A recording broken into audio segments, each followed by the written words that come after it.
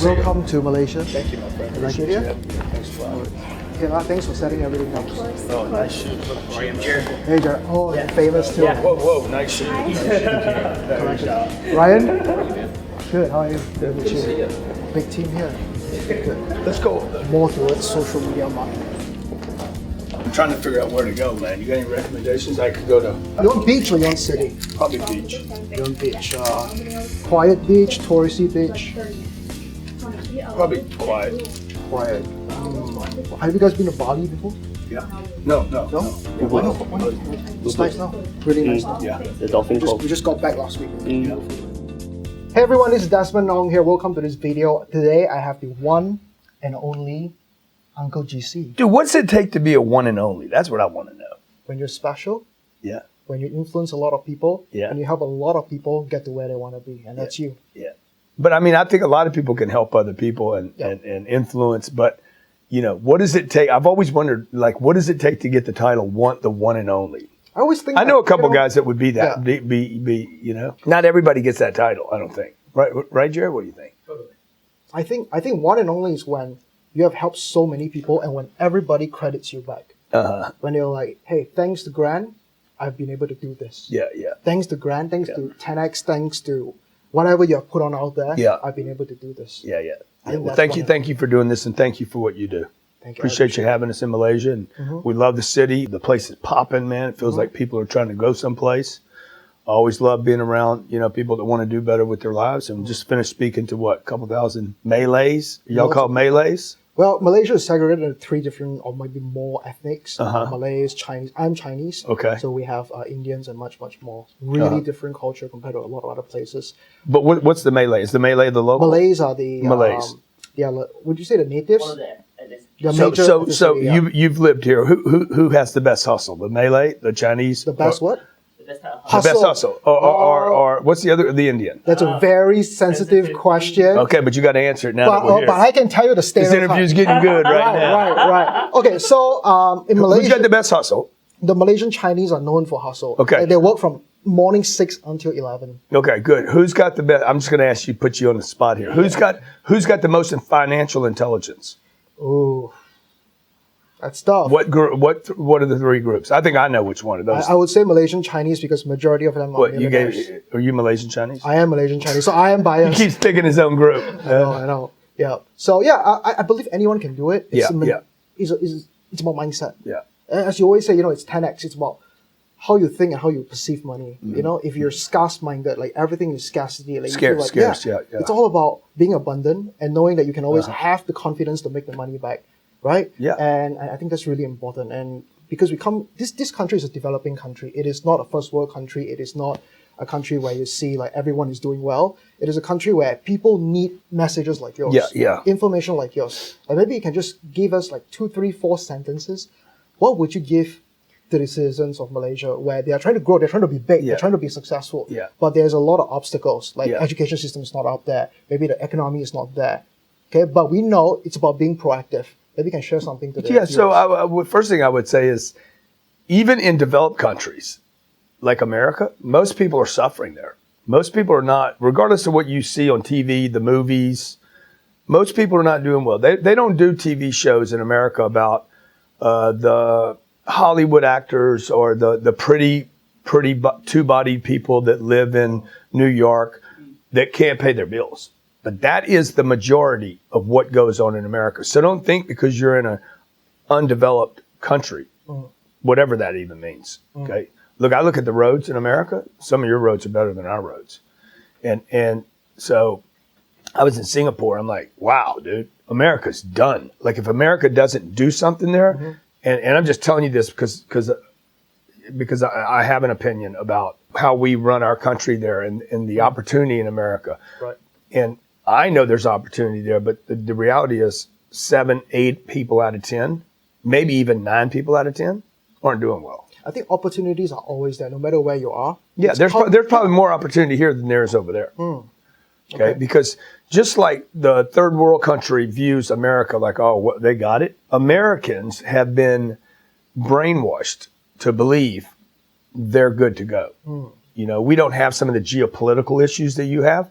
We don't have people attacking our country. We don't have, war. We don't have the threat of war in our country, but because, we're always dabbling in other people's business, unfortunately.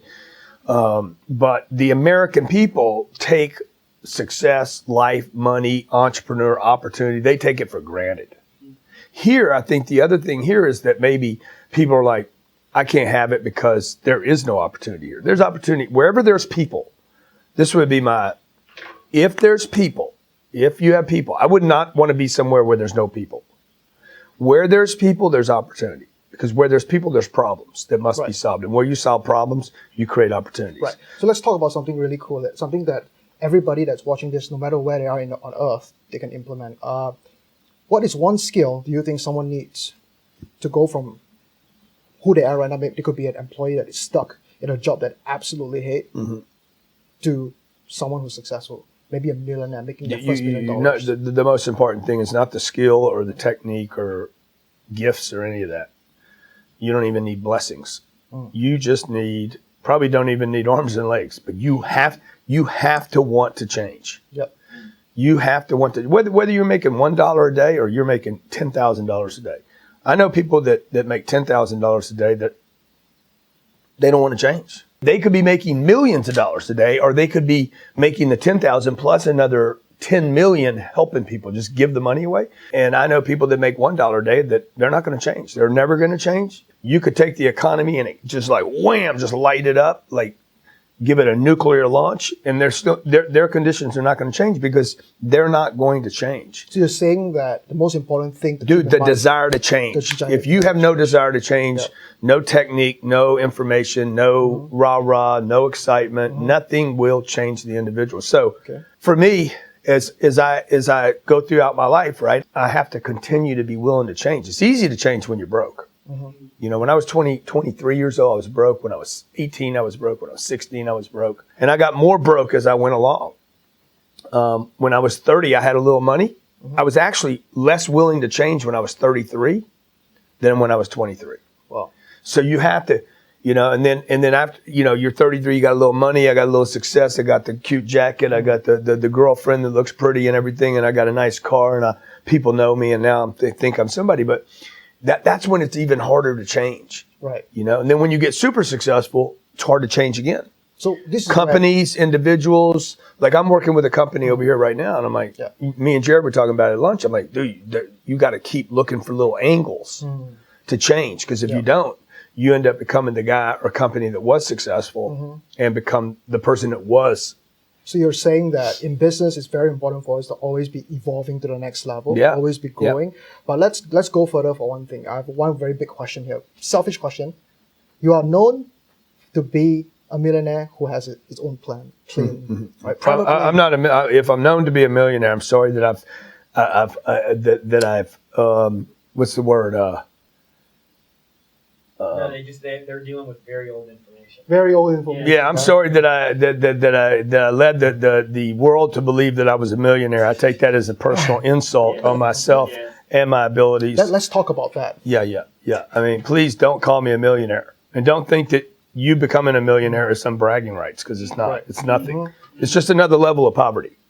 Go to Singapore, and I'll show you $1 million is no money. Yeah. Because you say something really important. So, and the only reason people want to think that $1 million is a lot of money is because you think it's attainable, or like, that I could get that, but I can't even think with tens.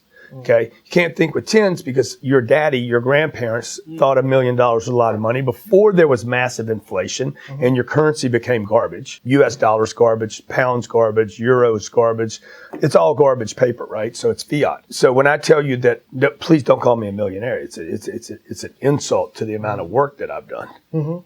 Now Johnny's got a couple $100,000 put away in the wall at his house in his apartment, right? He's like, wow, he's saying $1 million isn't any money. It kind of pulls the rug out from underneath him, because that was his target. But I'm doing Johnny a favor, because I'm telling Johnny, yeah, dude, you need more than $1 million. He's saving $200,000, putting it away over here, putting it in the wall. He's going to get another 100 over here, put that away like a little mouse saving cheese, right, in the walls of his house. Scurrying across the floor doing Christmas, right? He's looking for little knickknacks and little tricks. And the problem is he's staying so small, he can't go really find the big opportunities. He can't see because he's looking for little tricks, right? This is what's wrong with poor people and the middle class. You know, when I go to India, the middle class is like, dude, we're like, if I can get there, I'm a king. Yeah, but it's not true. So I'm sorry that I deceived the public because millionaires cannot buy jets. Right. Like more than that. You're more than that. But let's talk about the jet. Though. Yeah. I want to talk about the jet. Talk about the jet. What triggered you to buy the jet? Because a lot of people will say it's not financially wise. No, I was with Richard Tan last night. He's like, dude, how do you make sense of that jet? I said, because I value my time. He's like, well, you can't make sense of the money. I said, I made sense of it. It made perfect sense to me. I was going to quit my job if I didn't get a jet.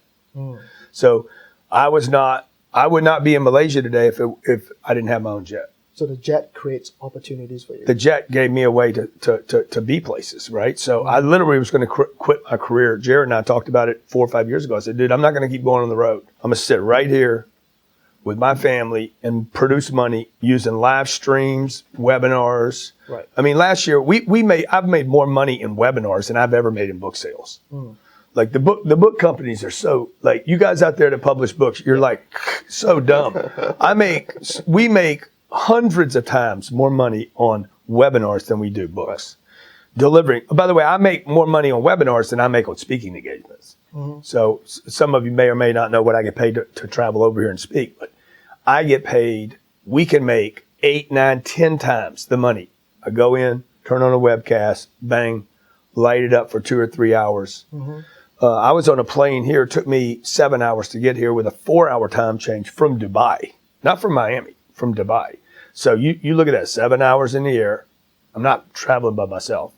If I'd have done that on a commercial flight, it'd have been 10 hours at least. So why did I do the jet? Because I was going to quit my career if I didn't. Okay, so if you're tired of traveling, you know, if you're sick and tired of traveling, you're sick and tired of the hotels, you're sick and tired of being away from home, you're sick and tired of 12-hour days, change your financial condition so that you can buy a house in the city rather than being 2-hour drive, wasting time. See, whatever you're tired of is just the reason you're tired of it, and the reason you're frustrated, the reason people talk about burnout is because the burnout is an indication. Why am I sitting in this car? Oh, I'm burnt out, man. No, you're burnt out because you don't have to sit in the car for 2 hours anymore. Change your financial condition. Move close to where your job is. You'll have more time with your family. Finance solves problems. Yep. I like the fact that you think really big. Our first jet, by the way, I haven't always thought big. I don't even know if I'm thinking big now. But our first jet, we paid for that. We were terrified buying that jet. It was like $8 million, right? $8.3 million. It was a smaller jet. And we were terrified. Jared was like, man, I don't know, man. I said, dude, we got to do this. If we don't do this, I'm bailing. I'm out. I'm done. We bought that jet. We paid for that jet that first year we owned it. Wow. Okay. Sold it 2.5 years later, lost a couple $1 million on it. What did I lose? 2 million, 3 million, maybe? Paid for it, still paid for it. We still paid for that jet because of the amount of production. Our top line outproduced the $2 or $3 million loss in the plane. Traded that, sold the plane, bought a Gulfstream 550, 2017, brand new plane. I mean, it's a monster. So that's a plane that that's a $45 to $50 million plane. It's a bad machine, man. If you're a photographer, you got your best camera, you got a red, you love your red. Yeah. That Gulfstream 550 it is badass. We're already thinking about trading it in. Wow. We're thinking about, man, let's get a 777. Let's get an Airbus. Let's get something with living rooms and pool tables. Maybe I just be the president. Something. So that they are. And then I go to Dubai and I'm like, I don't need to be the president. I need to be the ruler. There are YouTube comments that are talking about you running as a president. What do you think about that? Oh, yeah. That'll never happen. No? No, I'll be the president of 10X. 10X Nation. That's good enough. Yeah. That's good enough. Yeah. So I have a really sensitive question here, especially to this region of the world. Sure. It has got to do with traditional tertiary education, university, colleges. Yeah. Like people here, they're carrying on. You done with the jet? You good on the jet? Yeah. You want to go a trip with me sometime? I would love to. Maybe to Bali? Yeah, maybe. But yeah, let's go to the tertiary education because we heard your talk today and it was really inspirational on that. Tertiary education in terms of university and colleges are very important here in the Asia region in terms of being part of the culture. Like people are selling the house that they live in, they're selling everything, they're taking loans that they cannot pay off. Yeah. That is it's even worse than America. America has huge student debt, but here the people are not able to survive because of student debt. So let's talk about importance of college when it comes to wanting to become successful. So what's your opinion on it? Should people like put in everything for college? I mean, it's not just the money, it's the time. So it's the time, it's the money, and it's the results. Education worldwide has been a disaster. And it, you can't defend it. Nobody can. I mean, the only defense is that if you don't go to college, your income, your salary is going to be less than if you go to college. They don't seem to include, for whatever reason, it's kind of like the stock market. They don't seem to include the cost of going to college, the lost years, the payback of the debt, the stress, and on and on. Like I went to college. I spent 5 years. I know people that have opinions about college that didn't go to college. I don't think you should have an opinion about college, frankly. I mean, I guess you could just from the numbers, if you just read the numbers. And a lot of people are starting to think this right now. Like Facebook does not require you to go to college today, or Google. Google does not require you to go to college to hire you. That's a new rule for them. They're like, the results just aren't there. I know what I got out of it. I'm not blaming college on the little bit I got out of college. I went with the wrong intention. Right. Number one, that was my fault. Had I gone with a different intention, if I'd have been going in there, I know people that went in there, well, I'm going to get it. Okay. They're not flying private. I don't know anybody buying their own jet. Okay. Now, had I applied myself, would I have flown private early? Maybe. And I'm just using the private thing because you brought it up, right? The fact that it takes 4 and 5 years is a disaster by itself. Okay. In the United States, the debt in the U.S., Johnny, good job. The debt in the United States of America, I don't know what it is here, 330 million people in the United States, and the debt just for college tuitions is $1.5 trillion. That's crazy. Dude, I don't know, find the GDP of Malaysia. That's more than GDP. It might be more than the GDP, the entire GDP. For sure, yeah. Okay. History, yeah. So this is ridiculous, dude. This is like, it's like mind-boggling amount of money. The other thing that's crazy, 14 billion. It's 5 times the entire production of Malaysia. Only 330 million people. You have what? 20 something. 30 million people here. Dude, this is a disaster for these people, right? The other thing is, because of the amount of time that it takes to get out of college today, contrary to 20 or 30 years ago, many of the jobs will not even exist because of technological advances. Yep. If you're a truck driver, you don't have to go to college. And if you do go to college, you're probably not going to have a job in the future anyway because they're going to automate the truck. Right. And anybody that thinks they're not going to automate trucks is crazy, right? I know baristas in Starbucks. You have Starbucks in Malaysia? Yeah. Where is it? Where's the closest one to here? Downstairs. Really? Yeah. There's one here? Oh, that's going to be good. Okay. Look, those jobs are going to go away. The job at McDonald's is going to go away. The grocery store jobs, the clerks are going to go away. Now, you don't need to go to college to have those jobs, but what do you need to go to college for? There was a person today in the Malaysian audience, also yesterday in Singapore. They're in marketing, and they're going to spend 4 years in college. And I'm like, this is whack. Yeah. Okay. I know more about marketing than because I do marketing every day. Yeah. Okay. I know how to use YouTube. I know how to use a distribution channel. Not because I have a marketing degree, not because I'm smart, because I use it. Experience. And a lot of people use YouTube, but most people are being used by YouTube. They're being used by Instagram. You're being used by, look, we're using you right now. You're watching this. Yep. We are using most of the people because you watch and then you flip off and you go watch another one and then you go watch another one. Rather than you need to be like a thief. You need to think like I'm gonna go in the most expensive house. If you're gonna steal something, if you're gonna rob something, man, go where all the money is. Like if you're gonna do something to break the law that could cause you to lose your life, go in, take something big, score hard, right? Same thing with education. If you're going to get educated, get in fast, get out, and take as much as you can. If it's a $5,000 course, go in and say, I'm going to get $5 million out of this. Every course I've ever done, I walk into the course. I did a course in Clearwater, Florida, I don't know, 7 years ago. The course was 130 grand. Okay, wrote a check for it. I said, let's roll. I was going to be there in and out of that course for about 50 days. That seemed like a good deal to me, man. Everybody's like, God, damn, you're paying so much money for that course. I'm like, 50 days, 130 grand. I went to college. I spent, I don't know, 300-400 grand for 4 or 5 years. I could do this in 50 days. It was nothing. All I needed to do was figure out how do I get in and out and not cost myself money. And the guy said to me, what do you want to get out of the course? That's the most important thing. When somebody gives you a course, you need to walk in answering this question. What do you want to get out of this course? What do you want to get out of this webcast? What do you want to get out of this interview, right? And I looked at the guy and said, dude, I need to make $1.3 million in the next 50 days. In addition to whatever I would have made anyway, I need to make an extra $1.3 million while I'm in this course. He looked at me and says, yeah, what else? What else you want? He's like, that's easy, dude. I'm like, all right. I'm in the right place. But I went with the right mindset. See, they didn't ask me that in college. They didn't ask me that in elementary school, basic school, public schools. I didn't know why I was there.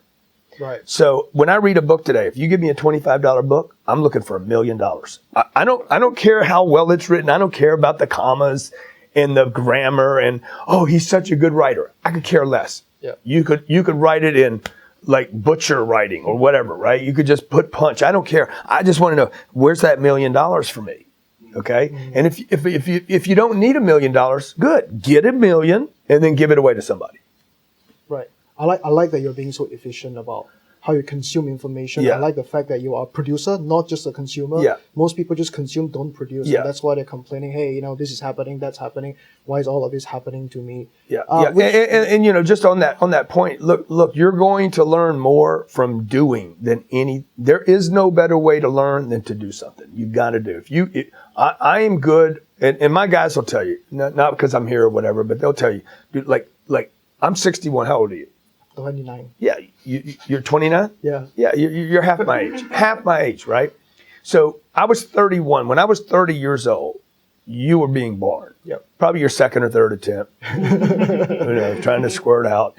So hanging up on stuff, So whatever. So check it out. Like the internet didn't even exist when you were born. Yeah. Okay, so the internet did not exist when I was 30 years old. I made a living making phone calls. I guess the internet was developed, what, Jared, 18 years ago? 20 years ago, maybe? No, probably longer than that? 25. Social media? I said 25. Okay. Social media, what? 12 years? Half of that? Yeah. Yeah. Okay, so you were 6 years old when social media started. I wasn't using it.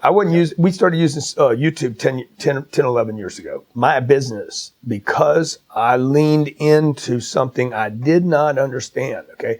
I was raised without a phone, without that iPhone, without a computer, without YouTube, without Snapchat, without Twitter, LinkedIn, Instagram. I don't know any of this stuff.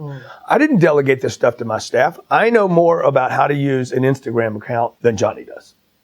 And Johnny's great. But Johnny's learned more about Instagram because of the way I use it today, okay? And so have the other staff, the other millennials, because I do it, okay? Right. Jared's half my age, but I play in these mechanisms because I'm posting all the time. I'm posting, I'm commenting, I'm looking at DMs, I'm playing with stuff when they make changes. I don't spend a lot of time in it. I just go in, bim, bim, do my deal, see what works, see what doesn't work. Okay. So doing is the best education you can get. And I would tell people that are going to college, if you're going to go to college, do two things. One, see if you can cut your time in half. 4 years, 2 years. Because people aren't going with intention. I think 64% of the people that go to American colleges are still in college after 5 years. Not finished. 46%, like some crazy number. Nobody's finishing in under 4. People should be finishing in 2 years. So that's one thing. Number two is, I would tell you, like, you need to work. You need to do whatever you're studying. If you're doing, I don't know, what's a course people do? Science. Political science. Economics. Okay. Sociology. What's the thing where you get to cut the frog open? Biology, yeah. Good. That's a good class. Because you're studying, if you're going to study biology, then cut a frog open and see what's in it. Do something, It's right? Practical, something practical. Yeah. So, Grant, you have a very strong team. You have a very strong group of people. Yeah. Very, very smart. Great How do you team, attract great smart. talents, and how do you keep them? Because I'm attractive. Is that a secret? It is. Dude, you got to be attractive. How do you think you're going to attract something? Be attractive. be attractive. The word attract comes from the word attractive, or vice versa. Yeah. How do you get anything? You got to attract it. How do you attract it? Become attractive to what? That doesn't mean I'm pretty. Because if pretty is what attractive means, So what does it mean? What does it mean that you're attractive? Attractive to the target, right? Jared doesn't want to work with me because I look a certain way. He's attracted to me. He's attracted to me because of opportunity, right? Johnny's attracted to me for a different reason. So a lot of people are attracted to us, by the way, that can't hang with us. They just they're like that bug that is attracted to light, and then the light zaps them. And they're like, whoa, and then they try to come back and be you. That's those multiple attempts. Do you guys believe in past lives here?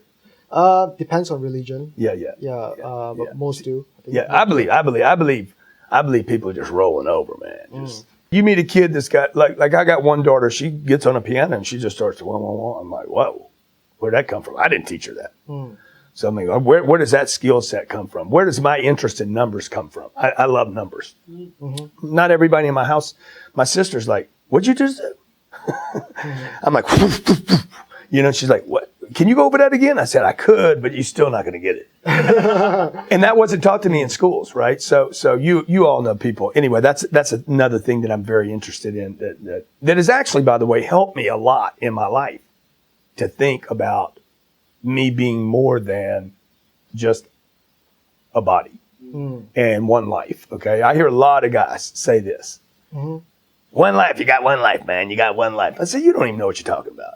How you know that, dude? You're just saying that. Like people just spitting stuff out. Not in Singapore, of course, but people just saying stuff. They just saying stuff. Oh, you got one life. You don't know that. You don't know that. Like most people that say that have not even inspected the area. And about religion. Like most people that one thing I do. Like I know today's Friday, right? And then we had a break at lunch, Ramadan. And at 1 o'clock, the guys, the Muslims went out and prayed, right? I'm like, man, I respect that so much. The commitment, regardless of whether you believe in that or something else, the fact that a human being is committed to anything, to me, is so vital, regardless of your religion, Okay. So I got one last question. And in business, it's going to mean everything. Got one last question for you, Grant. Dude, you're a good interviewer. I got to tell you, you just like Larry King. Because you're the star. This is like the Larry King of Malaysia. Oh, yeah, God, I hope so. I was sitting next to Larry at the World Series, so you definitely look better. Okay, so you do a lot of stuff. You got Cardone Capital. Cardone Capital. You want to talk about Cardone Capital a second? I want to talk about what's next for you. Cardone Capital is going to become a $10 billion company. Yeah, let's talk about that. Yeah. So Cardone Capital is the biggest thing I've ever done.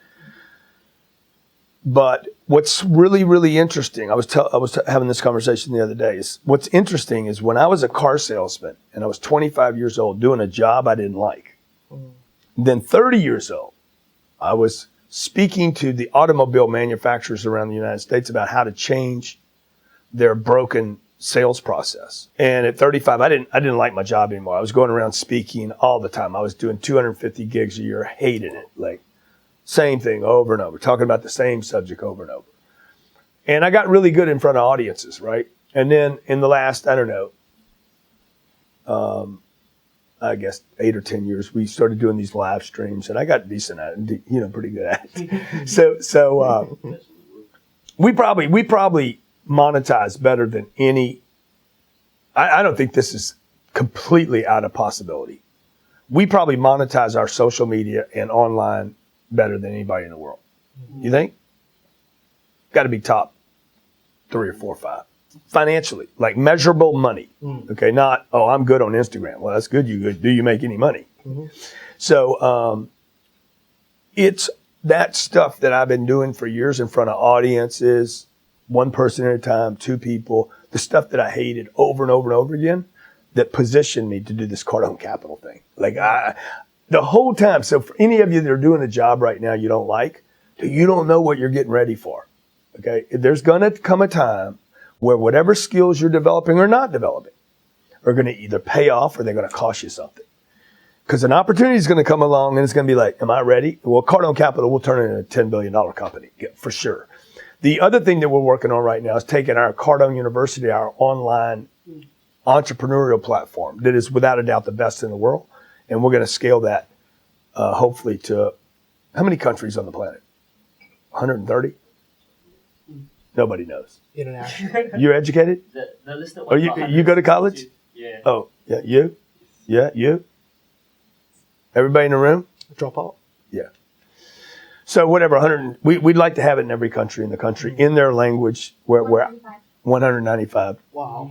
And where we could deliver content in their language to them about how to be an entrepreneur, how to handle money, what to do with money. Because I can't go visit, like I'm coming back to Singapore in June.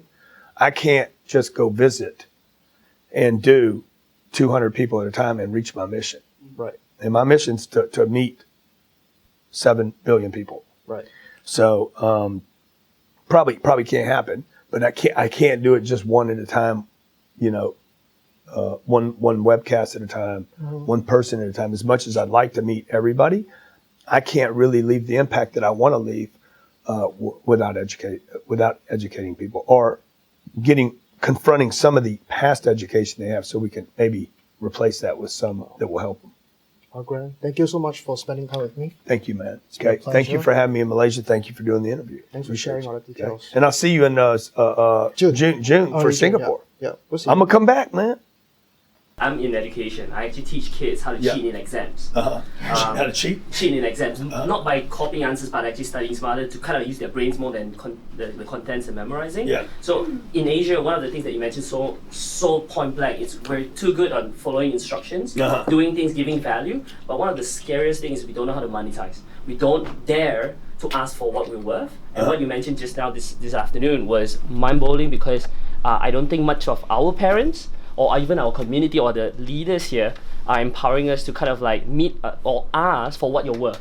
And what you mentioned just now was mind-blowing because not many people in Asia has the balls to actually say that. Desmond was one of the very few. To say what? To actually say that, go out and get what you're worth. He's like, I don't care what people think about my price. It's what I think about my price. Oh, yeah. And sometimes we sell ourselves so short that we get shit. Yeah. And in the end, It's interesting because we offered our deal today at 55,000. We had more people sign up at 55,000 than we did at 5,900.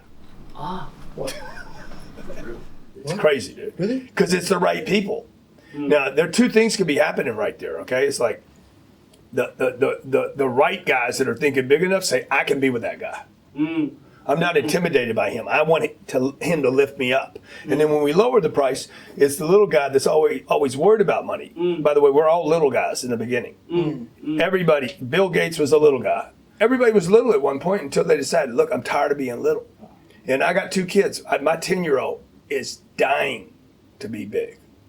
She is sick and tired of people like treating her like a little girl. It just drives her crazy. She's like, why can't I do what I want? Why does everybody tell me what to do? Why does everybody treat me like a little person? Because she's not just a little 10-year-old. I mean, she is, but she's not. Okay.